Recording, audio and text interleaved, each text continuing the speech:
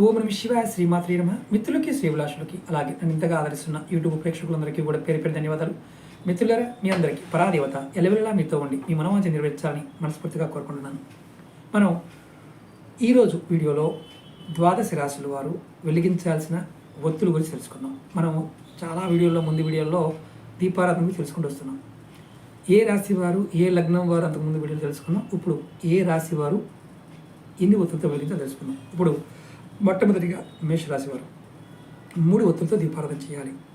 అలాగే వృషభ రాశి వారు 4 ఒత్తులతోనూ, మిథున రాశి వారు 7 ఒత్తులతోనూ, కర్కాటక రాశి వారు 3 ఒత్తులతోనూ, సింహరాశి వారు 5 ఒత్తులతోనూ, కన్యా రాశి వారు 4 ఒత్తులతోనూ, అలాగే తులారాశి వారు 6 ఒత్తులతోనూ, వృశ్చిక రాశి వారు 5 ఒత్తులతోనూ, ధనుసు రాశి వారు 3 ఒత్తులతోనూ, మకర రాశి వారు 7 ఒత్తులతోనూ, కుంభరాశి వారు 4 ఒత్తులు, మీనరాశి వారు 5 ఒత్తులు.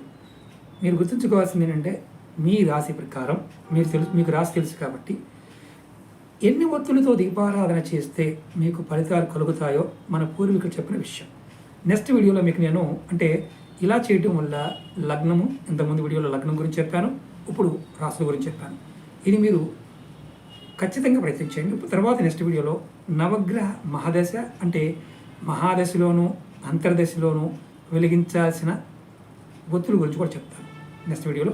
అలాగే మీకు ఈ వీడియో నచ్చిన లైక్ చేయండి, ఛానల్ సబ్స్క్రైబ్ చేసుకోండి, పక్కనే ఉన్న గంట సింబల్ని యాక్టివేట్ చేసుకొని ఇలాంటి వీడియోని 10 మంది మిత్రులు షేర్ చేయండి. ఎందుకంటే ఖర్చు లేకుండా మీరు సమస్య నుంచి బయటపడతారు.